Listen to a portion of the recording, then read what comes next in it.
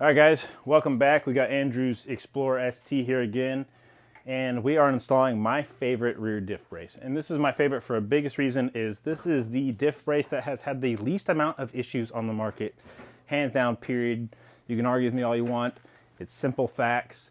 Mine has been on an AWR single bolt brace for its entire life, leaving at 3,000 RPM on the trans brake. Everyone's seen it.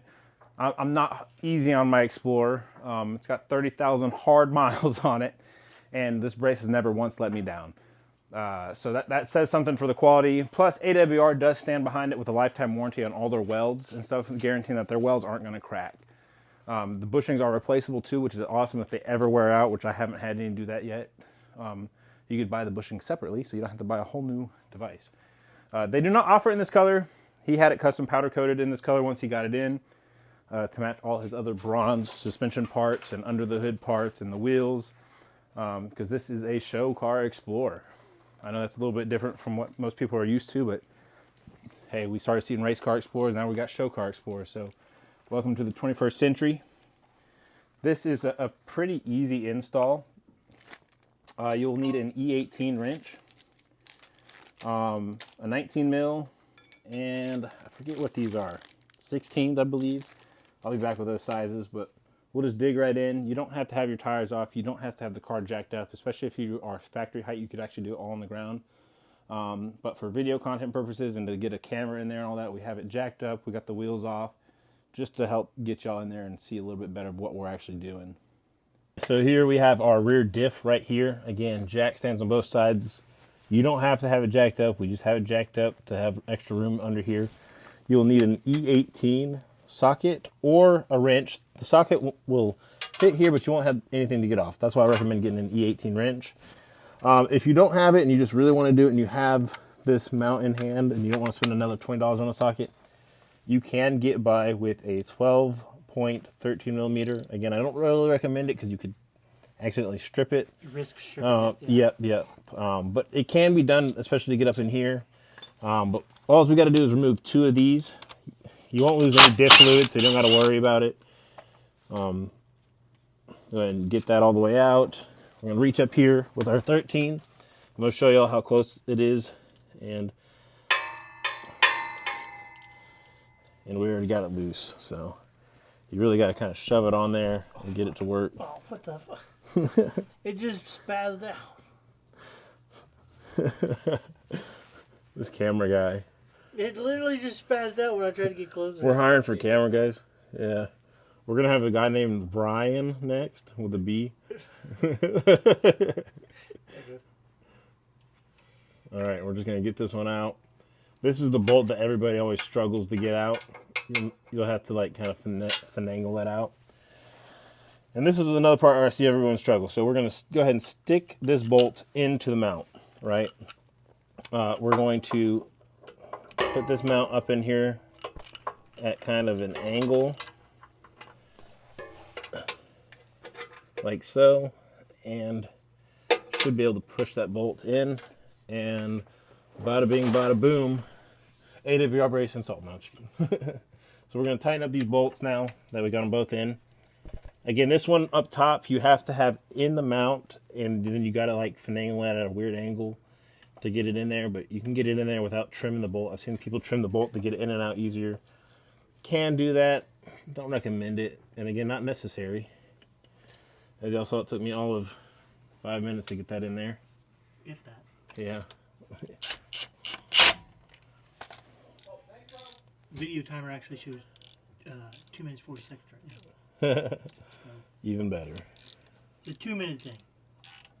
Yeah, guys.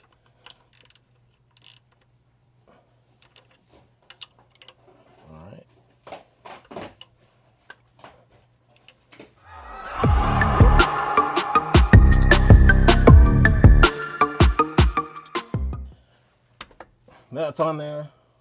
You'll have this little bracket here. You'll notice that it is actually threaded.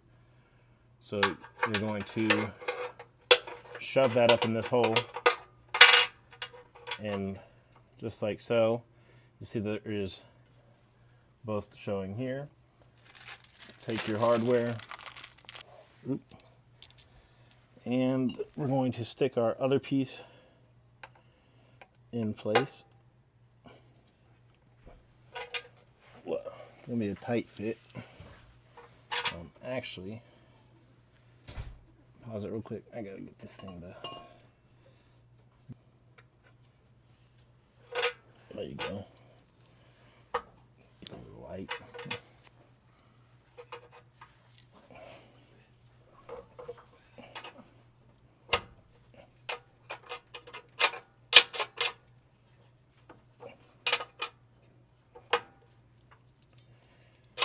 So let's try to start one side real quick.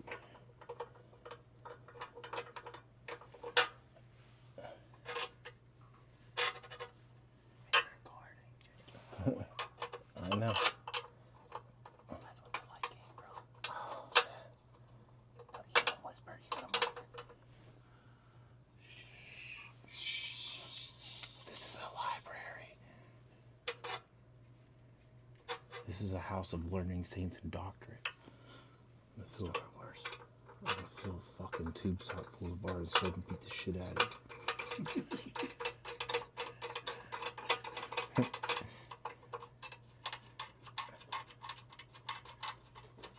All right, just like that, we got this started. I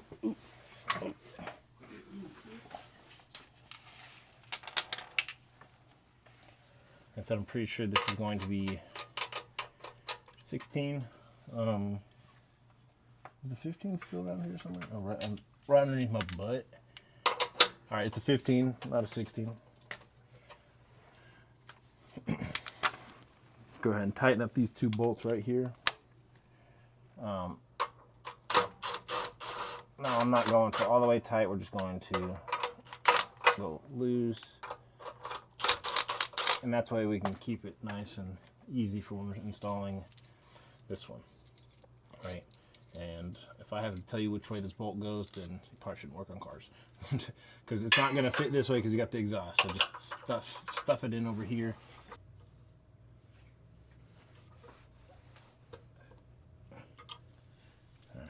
So I used the flathead to kind of help line some stuff up. I'm going to try to shove that bolt in there. Spin on that thing.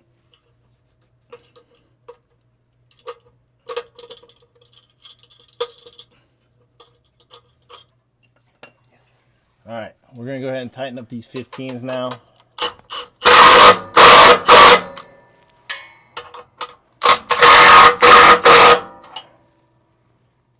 And you'll see that this is kind of sticking out just a little bit, enough to go ahead and start it. I always like to use 19 or 3/4, and then you'll need a backup to hold the nut that you're actually tightening. Or we could tighten this side, but with it being so close to the exhaust, I'll just do it on this side, and then we'll use the combo on this side of the backup adjustable wrench here to help tighten everything down. Okay.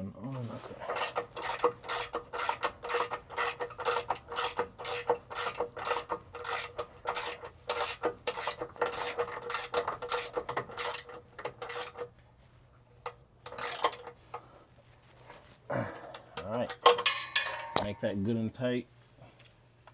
And there you go, guys. You got your AWR brace on, so you're good to do single bolt launches. A step further is you could do a JXB insert and a 12.9 upgrade HSF bolt, which we'll do in a separate video. But that's it, guys.